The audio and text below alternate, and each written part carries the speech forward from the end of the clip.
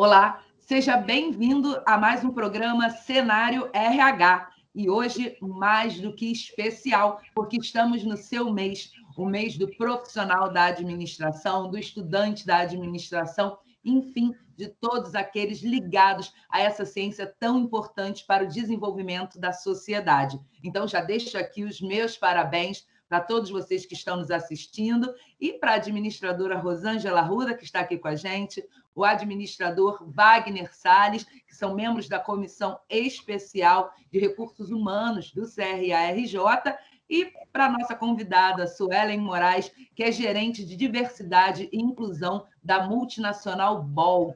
E hoje vamos falar sobre o papel do RH na inclusão e responsabilidade social. Olha que tema importante para a gente falar nesse mês das organizações, da administração. Rosângela, Wagner, Suelen, sejam muito bem-vindos.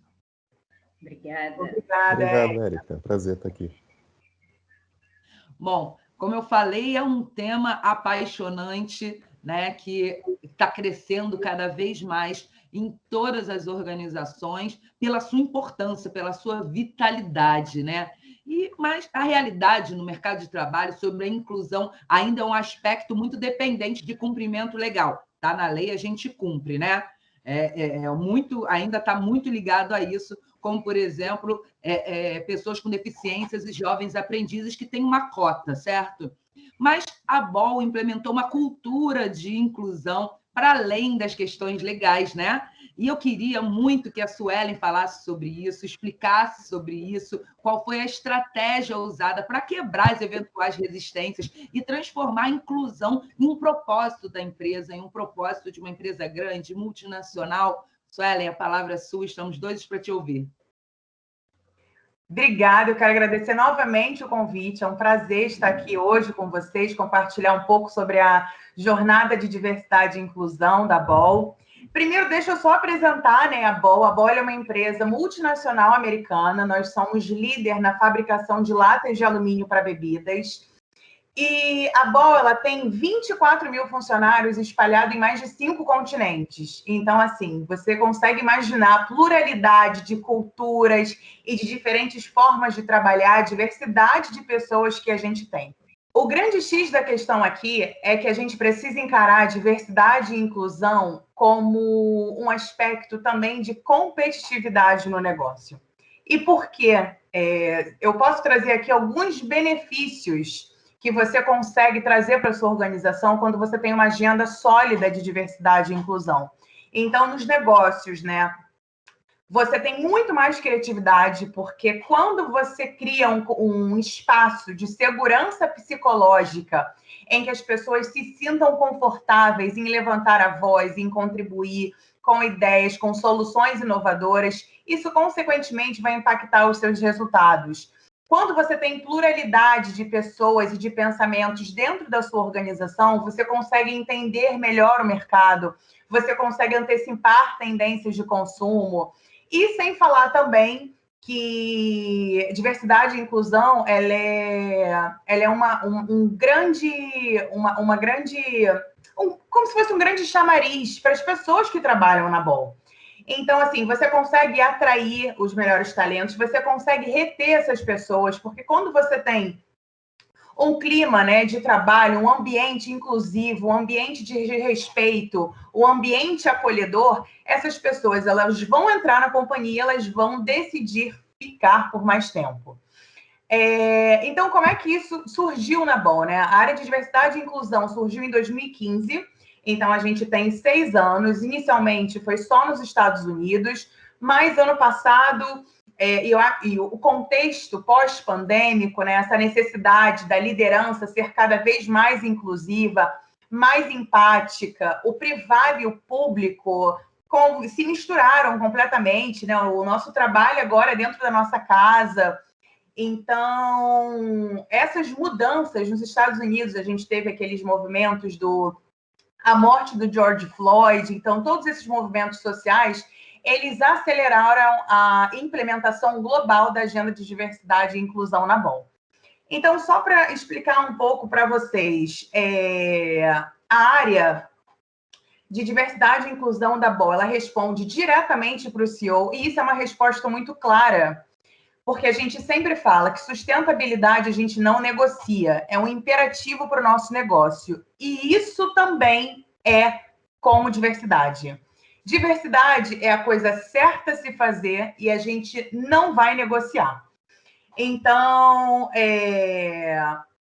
e uma das nossas missões é, né, a gente só vai conseguir sucesso a longo prazo se diversidade, inclusão e sustentabilidade forem um imperativo.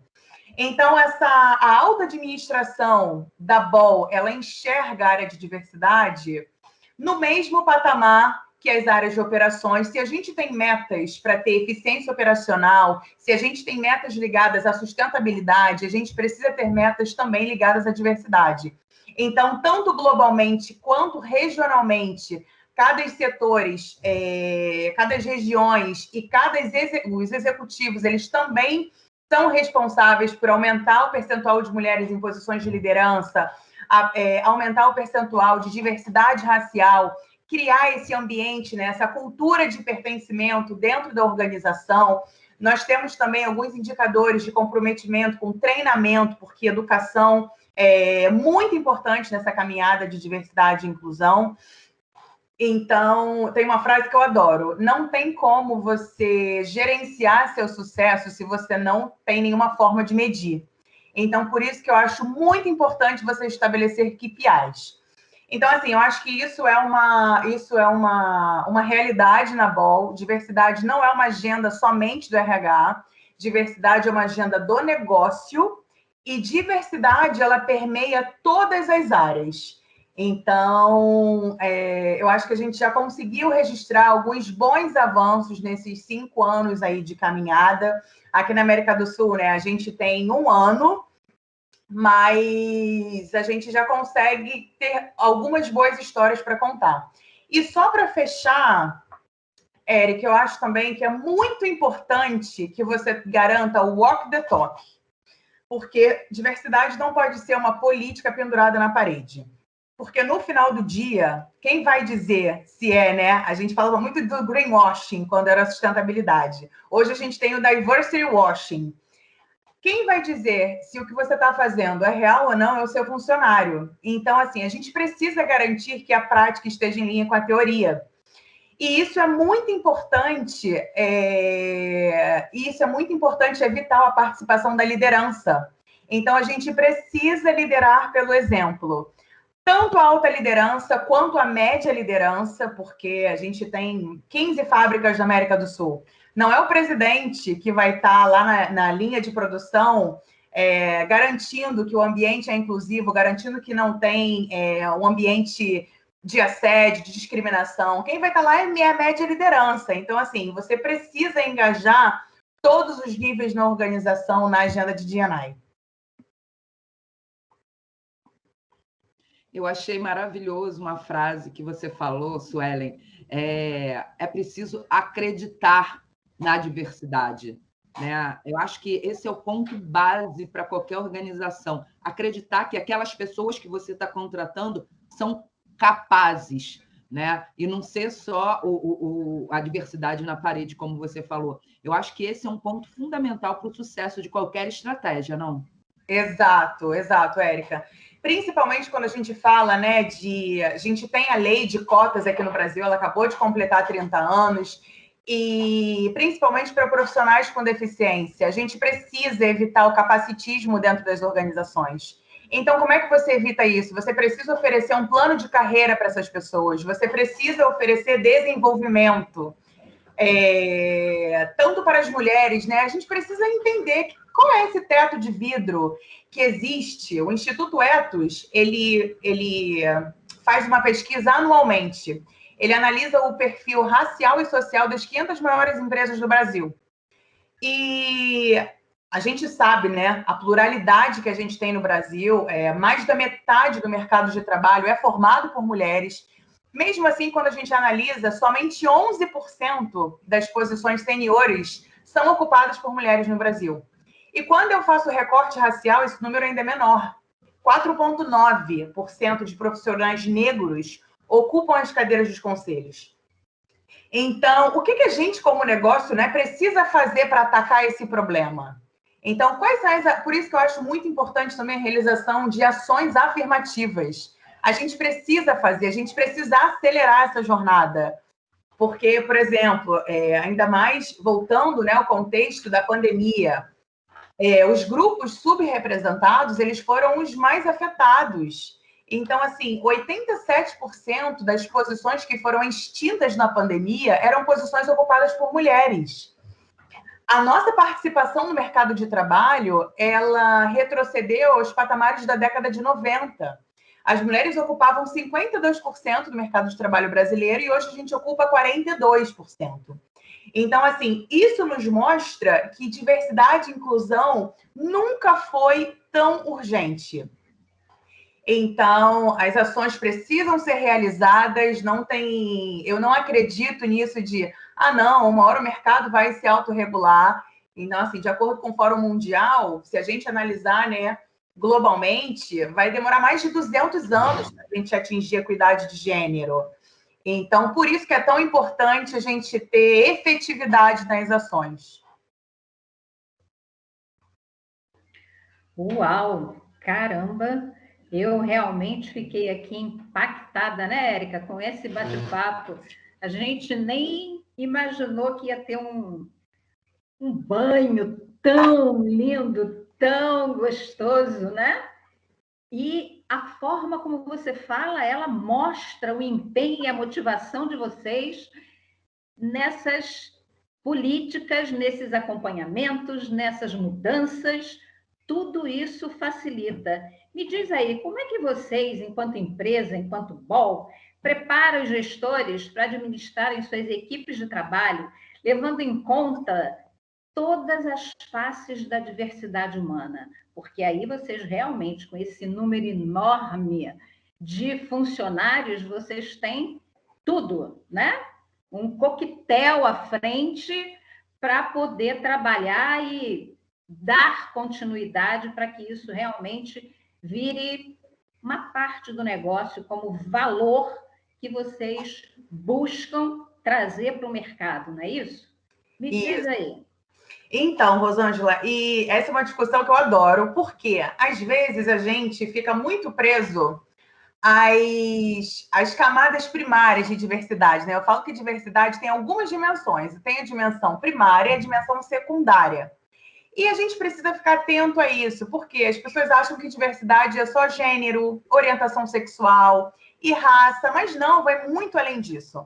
Então, assim, o que é diversidade, né? É tudo que te compõe como um ser humano, como um ser único. Não tem ninguém igual a você no mundo. Então, assim, quais são as dimensões primárias? São as características que você não consegue mudar. Então, assim, a sua raça, etnia, se você tem algum tipo de deficiência, se você não tem, o seu gênero. E as dimensões secundárias, elas vão além disso.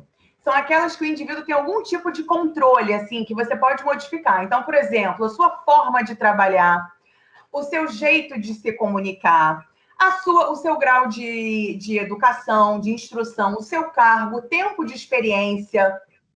Então, na BOL, a gente tem uma trilha, né, de treinamento com os gestores, porque eu acho que a gente usou a educação como estratégia para iniciar essa nossa jornada de diversidade e inclusão. Porque eu acho que quando você educa o gestor, você empodera ele para falar sobre o tema. E isso é muito importante, porque a gente sabe que diversidade e inclusão é um tema novo. E às vezes as pessoas, por não se sentirem tão seguras, elas preferem não falar. Então, assim, quando você não fala sobre o problema, né, você não resolve o problema. Então, qual foi a nossa estratégia aqui na BOL? A gente traçou algumas trilhas de treinamento para discutir o que era diversidade, né? Às vezes a gente é muito levado a trabalhar com quem se parece com a gente. E aqui eu trago o conceito dos vieses inconscientes, que é muito importante para a discussão de D&I.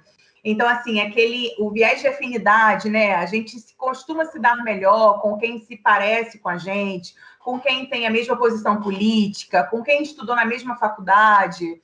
Então, como é que você traz isso à tona? Como é que você traz consciência sobre como isso pode impactar tanto o seu trabalho como gestor, quanto os processos de RH? Então, na Bol, o que a gente fez? Como eu disse, a gente tem 1 ano nessa caminhada, a área de diversidade e inclusão na América do Sul começou em 2020, e até agora a gente tem mais de 1.000 horas de treinamento para todos os gestores, e são treinamentos sobre o que é diversidade, o que é inclusão, porque assim, eu considero que diversidade vai ser uma consequência. Como eu disse, nós temos metas para aumentar o percentual de mulheres, aumentar o percentual de pessoas negras e indígenas. Então, isso vai acontecer. O nosso grande desafio aqui é promover a inclusão, porque a inclusão ela requer o quê? Ação, e é ação no dia a dia. Então, a gente tem mais de 1.000 horas de treinamento para todos os gestores, vai desde o presidente até a média liderança, o nível de supervisão de fábrica, né? Temos também treinamento sobre vieses inconscientes. Quais são esses vieses? O que você precisa saber para ter consciência sobre eles? O que você precisa ter de ferramentas para desenvolver esse ambiente inclusivo, em que as pessoas se sintam seguras para falar? Além disso, a gente também tem um treinamento sobre comunicação inclusiva, porque a gente sabe que a comunicação ela é parte fundamental na construção dessa cultura de pertencimento, né? Então, como a gente transforma as nossas reuniões de uma forma mais inclusiva, ainda mais nesse ambiente, né, online, que as pessoas estão mais distantes. E, além disso, o que é muito importante é ter perenidade. Diversidade e inclusão, você não pode abordar em janeiro e retomar o tema só na próxima data comemorativa, celebrativa. Então, assim, é preciso que você tenha constância. Porque, como eu falo, quando a gente fala de diversidade e inclusão, a gente está falando de mudança de cultura. E isso leva tempo. Então, além desses treinamentos, né, tanto para a liderança quanto para a população da Bol como um todo, a gente também tem fóruns e grupos de discussões para falar sobre o tema, os temas que são relevantes de diversidade. Então, assim, a gente tem uma semana inteira voltada para a D&I, ela aconteceu agora em maio. A gente trouxe palestrantes de fora para falar sobre equidade de gênero, para falar sobre o problema racial no Brasil, para falar sobre inclusão de profissionais com deficiência. Então, como eu disse, eu acho que aqui consistência nas ações e perenidade são as palavras-chave para você capacitar a sua liderança para criar, né? Porque eles são os grandes, no final do dia, eu acho que a liderança são os grandes guardiões dessa cultura de pertencimento que a gente quer construir dentro da Bol. Suelen, me permita fazer um destaque aí na sua fala para esticar para uma outra estratégia, digamos assim. Você falou bastante sobre essa questão de diversidade, inclusão, e a gente lembra que esse tema de responsabilidade social no mercado, de forma geral, é muito trabalhado, muito pensado, né, ou muito conhecido, talvez, como filantropia, né, como ações de compensação, inclusive. Parece que a empresa ela não muda nada na sua forma de fazer o negócio, na sua estratégia, mas compensa de alguma forma com outras ações. E muito se pensa para a comunidade externa, seja para a questão ambiental ou para a questão social externa. Mas, por tudo que você está falando, a gente entende e a gente é trazido a lembrar que a responsabilidade social também é interna, né, com os trabalhadores. E você comentou sobre algumas ações, estratégias para que os gestores possam administrar essa questão no dia a dia. Quais são alguns exemplos que você pode dar de ações que a empresa faz para os grupos em si, que representam essa diversidade como um todo na Bol, né? Que estratégias ou ações vocês fazem para trabalhar e para fortalecer essa inclusão ou pensando de fato na questão social desses empregados? Então, Wagner, uma das principais ações que a Bol está desenvolvendo de forma global é a revisão de todas as políticas e processos de RH. Então, desde o recrutamento e seleção, passando pela promoção, pela avaliação de desempenho, mérito, remuneração, a gente precisa garantir que esses processos sejam justos e a gente precisa garantir que eles estejam livres de vieses inconscientes. Então, assim, é uma força-tarefa feita, formada por pessoas de diferentes regiões, e toda a liderança sênior, né, está envolvida nisso. E quando eu falo também de políticas de RH, né, como eu trato as mulheres, então, assim, eu preciso garantir que as mulheres trabalhem num ambiente livre de assédio, e para isso a gente tem uma política de compliance muito forte, uma política de não retaliação, porque as pessoas precisam ter segurança que elas vão poder denunciar e elas não vão sofrer a retaliação dessa denúncia. Então, há um trabalho feito, é um trabalho de muitas mãos, né, na área de comunicação, na área de RH, na área de compliance global, para garantir que os nossos funcionários trabalhem num ambiente sadio. Então, existe uma política de diversidade e inclusão, uma política de respeito do ambiente de trabalho, e essa política ela abraça também os terceiros. Então, ali a gente lista, né, quais são os comportamentos esperados. Se você está entrando da Ball, esse é o comportamento que a gente espera de um funcionário bom. Além disso, a gente também tem os grupos de afinidade, que a gente chama aqui dos Ball Networks. Eles são grupos, aqui na América do Sul a gente tem 4 pilares, é o grupo de raça e etnia, o grupo de mulheres, o grupo de pessoa com deficiência e o grupo Pride, que é o grupo LGBTI+. E qual é a missão desses grupos? Esses grupos, eles identificam quais são os pontos de melhoria que a gente tem na Ball. E eles traçam planos de ação para garantir que a gente está endereçando as melhorias identificadas no negócio. E esses grupos, né, eles são apadrinhados por executivos sêniores, então cada vice-presidente é responsável por um pilar na organização. Esses grupos, eles existem na América do Norte desde 2015, inclusive a Ball, ela já conta com alguns prêmios de diversidade e inclusão. A gente ganhou o prêmio Forbes em 2019 como melhor empresa para se trabalhar para o público LGBTI+. Por exemplo, nos Estados Unidos, a gente financiou a cirurgia de redesignação de gênero de um funcionário.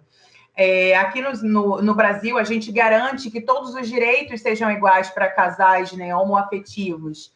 E, além disso, a gente também tem alguns programas aqui na América do Sul voltados para empoderamento feminino. A gente tem metas para ter mulheres sentadas nas cadeiras de vice-presidência e sentadas nas cadeiras gerenciais, mas para isso você precisa oferecer as ferramentas que elas precisam.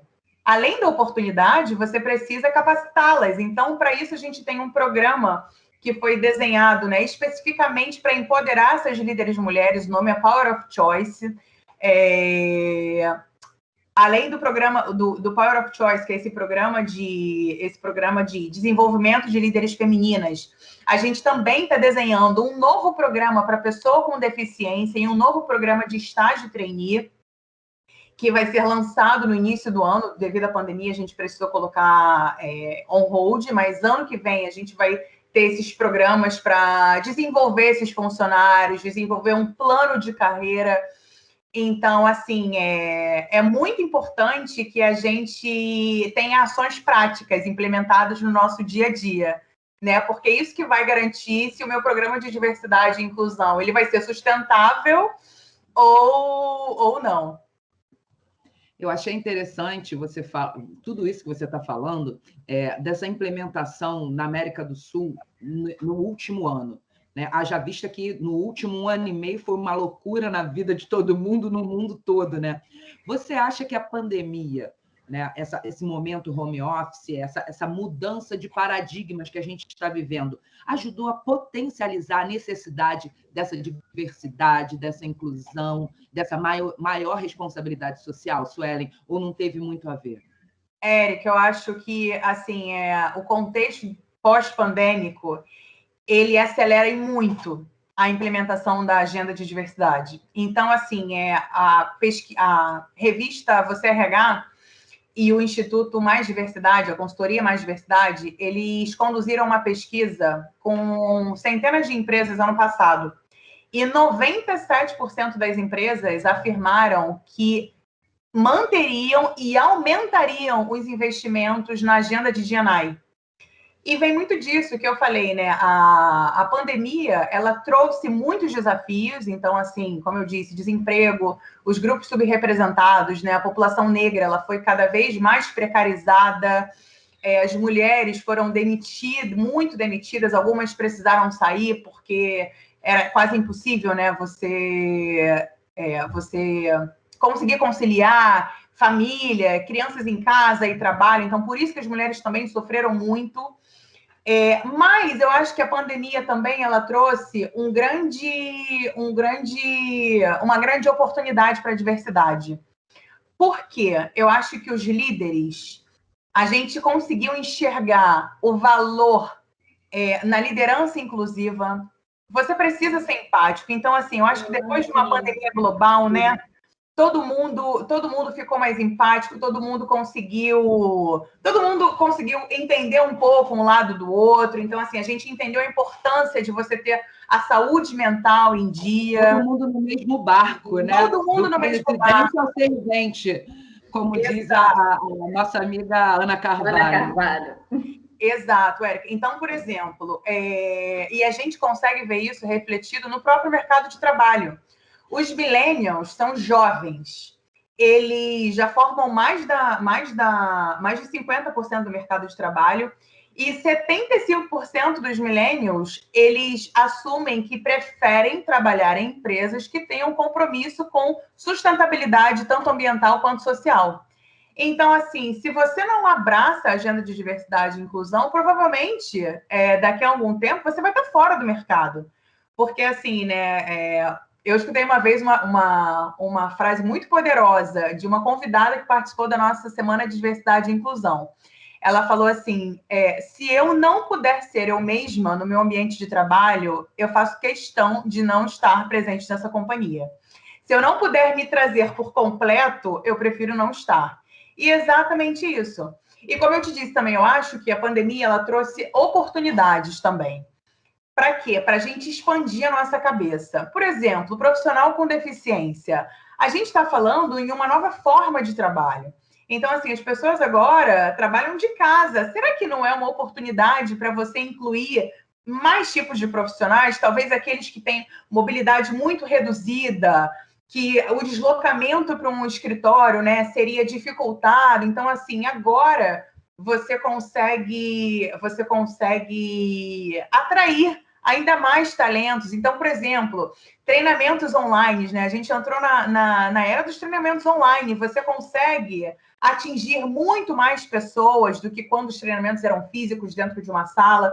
Então, acho que a pandemia ela trouxe tantos desafios para a gente, mas ela também trouxe algumas oportunidades que devem ser exploradas pelo profissional, tanto de RH quanto de diversidade e inclusão. Fantástico isso que você está dizendo, Suelen. Maravilha. O que eu gostaria de dizer assim, vocês têm isso muito estruturado. Essa visão de amplitude foi assim fantástica, né? Está cobrindo um quantitativo de pessoas muito maior do que aquele que a gente normalmente atrai para as organizações. Fantástico. O mercado fala muito nessas coisas. Você, pelo que vocês da BOL, pelo que você está trazendo para a gente, ela não fala, ela discute, ela estrutura e ela age.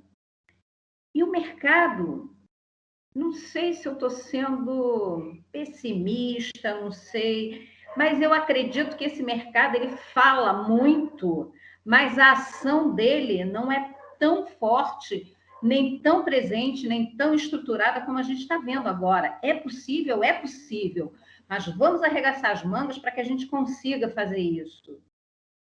Então, sobre os temas inclusão, diversidade, responsabilidade social, né? Como é que você vê esse movimento borbulhando no mercado? Ele só borbulha ou realmente está precisando de algum insumo externo, alguma provocação externa que faça com que isso, além de borbulhar, se concretize? Então, Rosângela, eu vou trazer aqui o conceito do ESG, que é um conceito, né, que está aí, a gente lê nas revistas de negócios e nas capas dos grandes veículos de comunicação. Então, assim, o que é o conceito ESG, né? É você medir as práticas tanto ambientais, tanto sociais, quanto de governança de uma empresa. Então, assim, aquela época que a gente analisava somente o retorno financeiro, ela não existe mais. Hoje em dia, o papel...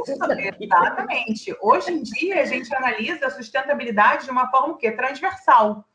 Então, assim, aí você consegue entender, né, o papel social das organizações. Hoje, quem não se posiciona é posicionado.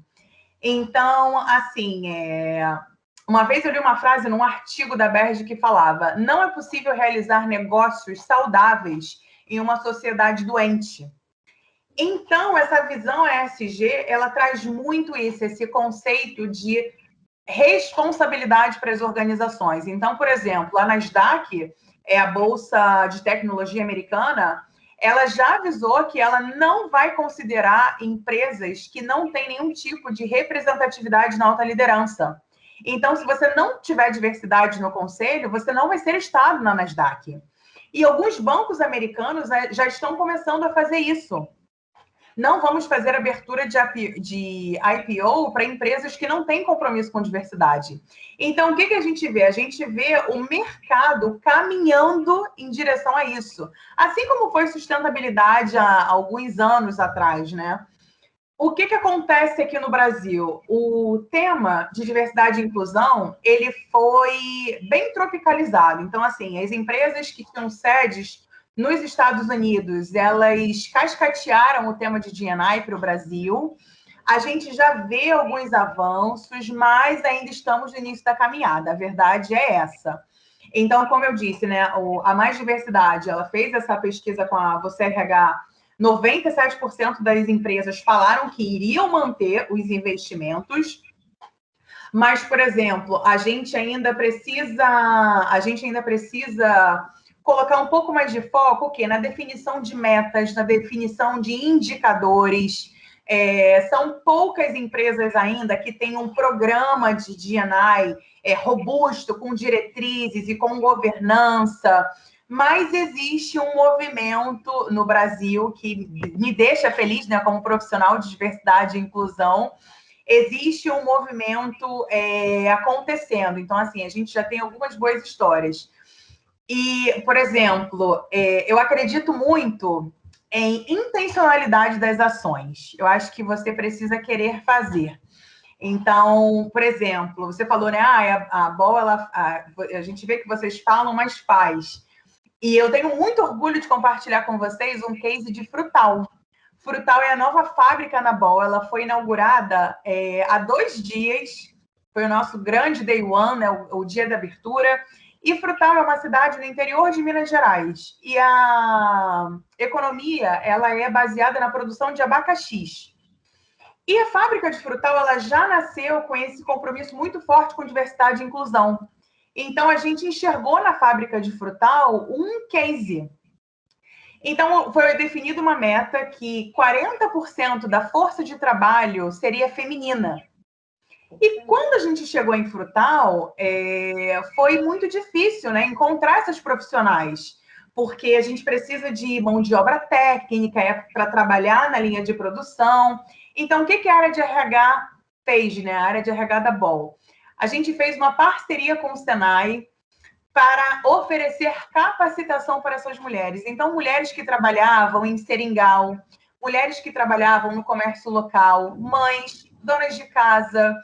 E a gente tinha inicialmente 75 inscrições vagas, né, para as moradoras de Frutal.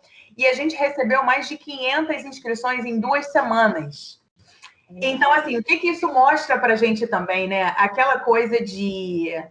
Quem disse que mulher não quer trabalhar na indústria? Não é? Quem disse que mães não querem ter carreiras? De onde vem essa crença?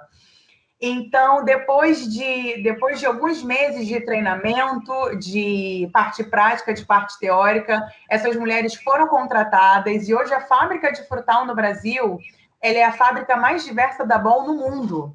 48% da nossa mão de obra é formada por mulheres.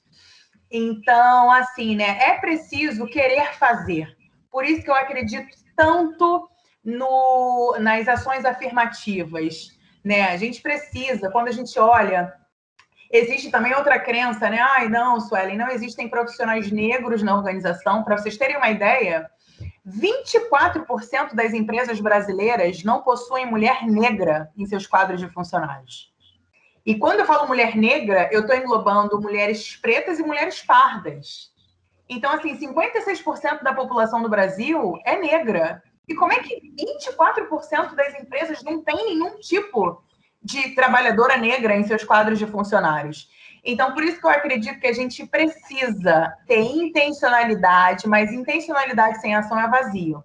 Não adianta você querer fazer, né, e falar, ai, nossa, eu tinha muita vontade, mas... Imagina se a gente chegasse em Frutal, né, e falar, caramba, a gente queria muito ter 40% de mulheres, mas não tem mão de obra capacitada. Então, assim, não. Qual o seu papel social como organização? Entendeu? É oferecer as ferramentas e os suportes necessários para atender os seus futuros desafios. E eu achei interessante que essa sua fala a respeito da Nasdaq, né, ela vai juntinho com aquilo que a gente comentou lá na primeira pergunta, né, da questão de tem que ser lei, tem que ter multa, tem que ter algum tipo de obediência de algum sentido. E não é um fenômeno brasileiro, é um fenômeno mundial. Isso. Mas ainda bem que tem essas leis, né? Porque é o primeiro passo, é o primeiro momento e para tomar gosto pela coisa, né, Suelen? Exato, Érica. Exatamente. Ô, Suelen, aproveitando então essa riqueza que você está dando de informação para a gente, e é muito bom ouvir isso por conta das dimensões que você fala, né? Você dá uma riqueza de informação política, estratégica e operacional, né? Ou seja, é possível fazer muita coisa nessas 3 dimensões. Qual é o recado que você pode deixar aí para tantos profissionais que a gente tem na área da gestão e que estão em empresas pequenas, porque elas são a maioria das empresas, né, do nosso país? E muitas vezes se pensa que só empresa grande pode fazer uma ação de diversidade, só empresa grande tem uma capacidade de fazer responsabilidade social, seja interna, seja externa. Qual é a mensagem que você pode deixar para esses profissionais que estão vendo esse conteúdo agora para a gente? Olha, Wagner, assim, eu acho que a hora é agora. Não existe um momento ideal para você começar a falar sobre diversidade e inclusão. Eu acho que o primeiro passo é você conhecer o seu público. Então, assim, tenha dados em mãos, porque você não vai conseguir identificar onde está o seu problema se você não tiver dados acurados. E eu não estou falando de, precisa fazer um grande censo, né, uma grande pesquisa. Não, informações que o RH tem mesmo. Então, dá uma analisada no seu banco de dados, vê o seu nível gerencial. Tem mulheres, tem pessoas negras ocupando essas posições? Onde estão os profissionais com deficiência na sua organização? Será que eles só estão em posições de entrada? Então, eu acho que, assim, conheça o seu público. Quando você conhecer o seu público, você vai entender onde estão os seus desafios. E como eu disse também, eu acho que uma parte muito poderosa para você trabalhar a diversidade é você tratar a diversidade como qualquer outra área do negócio. Então, se a área comercial, se a área de operações possuem metas de eficiência, se a área de sustentabilidade, né, a área de diversidade também precisa ter. Então, assim, como é que você vai medir o seu sucesso se você não estabelecer nenhuma meta de curto, médio e longo prazo? Eu acho isso muito importante. Outro ponto também, conquiste aliados. Diversidade e inclusão não é um trabalho que você faz sozinho. Você precisa engajar toda a organização. Então, mesmo que na sua empresa não tenha uma área específica para isso, mas se você se interessa pela pauta, se você se interessa pelo tema, construa uma rede de apoio de pessoas que vão te ajudar a avançar com as ações, mesmo que sejam ações pequenas. E um recado agora, assim, para o profissional, né? Exclusivamente para o profissional. Diversidade, inclusão e responsabilidade social, eu acho que requer 2 características. Você precisa ser imparável e incansável. Porque você é um grande negociador, tanto para dentro da organização quanto para fora.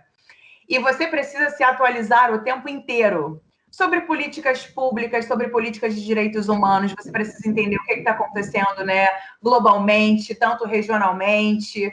Então, você precisa construir, como eu disse, uma rede de conexões muito poderosa, tanto quanto a alta liderança, quanto a média liderança, mas, ao mesmo tempo, você precisa engajar o seu funcionário também. Porque se ele não entender a importância, né, da agenda de diversidade e inclusão, você vai ter um problema de desengajamento. E requer também um aprendizado contínuo. Então, você vai precisar de levantar dados e de correr atrás de estudos e de fazer conexões com instituições, né, que cuidam do tema, instituições que cuidam de grupos subrepresentados. Então, assim, você vai ser o profissional que vai puxar dia após dia a organização para esse lugar, né, melhor de inclusão, esse lugar de acolhimento, esse lugar de respeito, esse lugar de igualdade de oportunidades. É isso, se eu pudesse deixar um conselho, seria esse. Perfeito, Suelen. Obrigado aí pela sua contribuição tão rica e tão precisa, né, para esse tema aí para os nossos profissionais. Obrigada, Wagner. Foi um prazer estar aqui com vocês hoje. É verdade, estou apaixonada, adorei tudo que você disse, fantástico. Nosso programa, Érica, você vai colocar um programa de RH no ar. Esse cenário RH hoje tem um capricho, nossa, uma aula ótima para todo mundo que vier a acessar e te ouvir. Fantástico, muito obrigada. Muito obrigada, Suelen, foi realmente excelente. Wagner, sempre um prazer falar com você. Rosângela, mesma coisa, nossos companheiros. E vocês que assistiram a gente até aqui, eu tenho certeza que estão tão encantados quanto nós. Vamos incluir a diversidade, a responsabilidade social na agenda de todas as organizações. Essa deve ser uma meta, não para uma, para duas, para três, mas para toda a sociedade. Então, quer saber mais sobre recursos humanos, RH, essa pauta tão importante no dia a dia das organizações e da administração? Acesse aqui o Cenário RH. Eu te espero no próximo programa. Tchau, tchau. Tchau. Tchau.